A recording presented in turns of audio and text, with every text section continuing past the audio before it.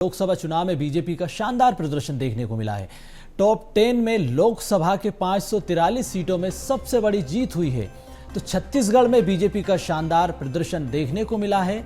ये बड़ी और अहम जानकारी आपको दे रहे हैं। 543 सीटों में बीजेपी की ये सबसे बड़ी जीत है। टॉप 10 में ब्रजमोहन अग्रवाल का नाम शामिल है।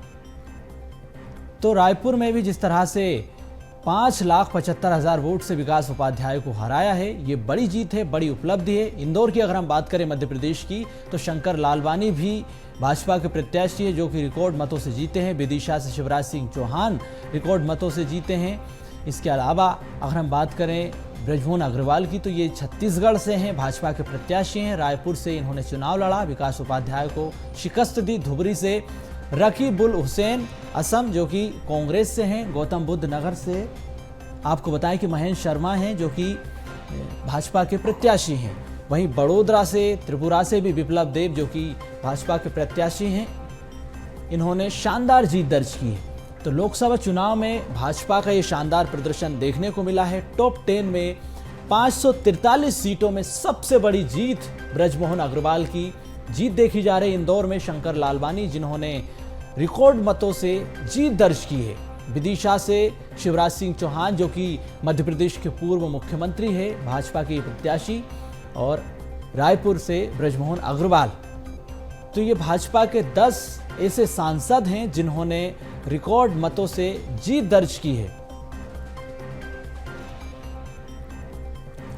विवेक राणा हमारे साथ लगातार बने हुए हैं। विवेक, जिस तरह से बम्पर जीत के साथ इनका नाम शामिल हुआ है, जिसमें पूर्व मुख्यमंत्री शिवराज सिंह चौहान भी है, इन्होंने भी रिकॉर्ड मतों से जीत हासिल की है। इंदौर से शंकर लालवानी ने भी रिकॉर्ड मतों से जीत हासिल की है।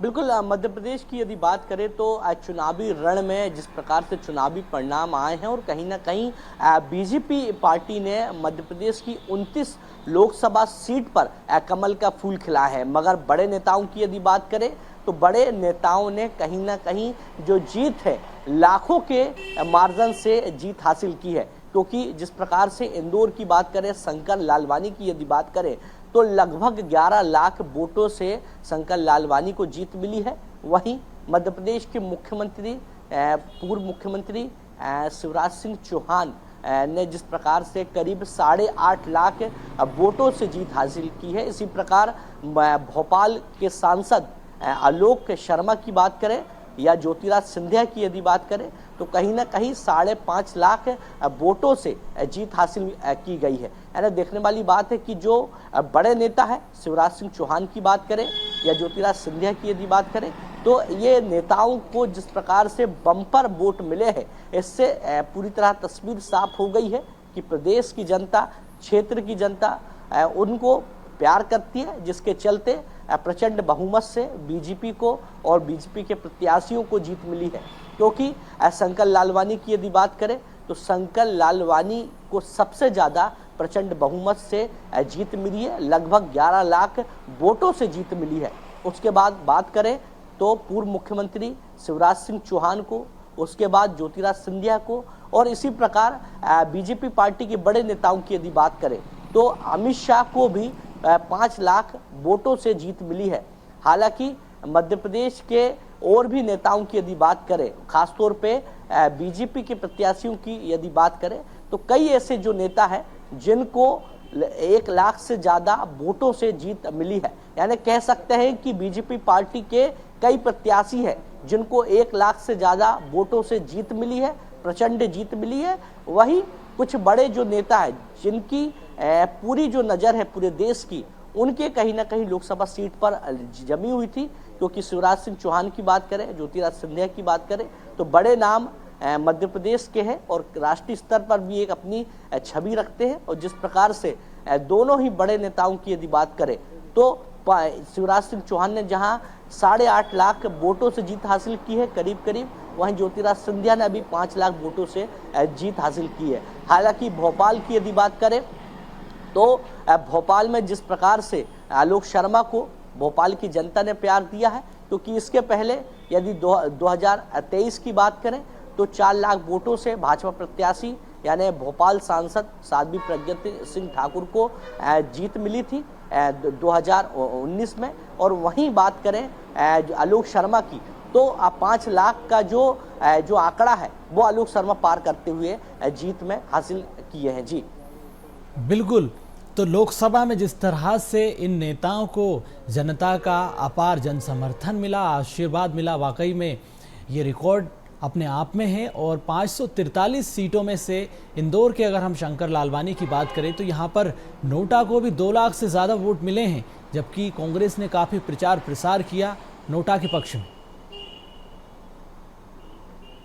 बिल्कुल, क्योंकि इंदौर सीट की यदि बात करें तो इंदौर सीट में जिस प्रकार से मतदान के पहले भूचाल देखने को मिला, कांग्रेस प्रत्याशी ने जिस प्रकार से बीजेपी का दामन थामा, कांग्रेस का दामन छोड़ दिया, और उसके बाद से ही कहीं ना कहीं कांग्रेस पार्टी की जो रणनीति थी कि अब नोटा को प्रचार करेंगे, जो अपना जो दूसरे जो निर्दलीय हैं उनको समर्थन नहीं करेंगे, केवल नोटा को समर्थन करेंगे। और नोटा को लेकर लगातार कांग्रेस पार्टी अभियान भी इंदौर में चलाती हुई दिखाई दे रही थी। व्यापक तौर पे जो अभियान है वह लगातार देखने को मिल रहे थे। उसके बावजूद भी भाजपा की यदि बात करें तो भाजपा प्रत्याशी शंकर लालवानी को लगभग 11 लाख वोटों से जीत मिली है। और वहीं नोटा की यदि बात करें तो लगभग 2 लाख जो नोटा वोट है वो मिले हैं। यानी कह सकते हैं कि कांग्रेस द्वारा जो अभियान चलाया गया था वो पूरी तरह विफल रहा, क्योंकि जिस प्रकार से भाजपा प्रत्याशी को जीत मिली है, इससे साफ हो गया है कि भाजपा का कहीं ना कहीं जो होल्ड था पहले भी था और इंदौर में अभी भी बरकरार है। जी तो बिल्कुल बहुत महत्वपूर्ण जानकारी आपने दी विवेक। जिस तरह से 543 सीटों में ये 10 ऐसे सांसद हैं जिन्होंने रिकॉर्ड मतों से जीत हासिल की है, और ये आंकड़ा 1 लाख नहीं, 2 लाख नहीं, 3 लाख नहीं, 5 लाख से ऊपर तक है, 11 लाख तक पहुंच चुका है। बहुत। और ये जो एक और जानकारी हमें मिल रही है कि शिवराज सिंह चौहान ने जिस तरह से विदिशा में प्रचार प्रसार किया, लोगों का जन समर्थन उन्हें मिला, उन्होंने कहा है कि ये जनता की जीत है और माना जा रहा है कि अब उनकी दिल्ली में भी महत्वपूर्ण भूमिका होने वाली है।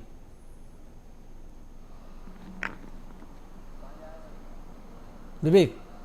बिल्कुल, पूर्व मुख्यमंत्री यदि शिवराज सिंह चौहान की यदि बात करें तो जिस प्रकार से 8.5 लाख वोटों से शिवराज सिंह चौहान को जीत मिली है, और जीत के साथ ही मध्य प्रदेश में करीब 18 सालों ऐसे मुख्यमंत्री थे, तो कहीं ना कहीं राष्ट्रीय स्तर की यदि बात करें तो जब पूरी मोदी कैबिनेट का विस्तार होगा तो मध्य प्रदेश के पूर्व मुख्यमंत्री शिवराज सिंह चौहान को भी कहीं ना कहीं जो जगह है वो मिलती हुई दिखाई देगी, क्योंकि जिस प्रकार से 8.5 लाख वोटों से शिवराज सिंह चौहान को जीत मिली है, बड़े लंबे समय से मध्य प्रदेश के मुख्यमंत्री रहे, बड़ा लंबा जो अनुभव है वो कहीं ना कहीं बीजेपी संगठन में रहा है।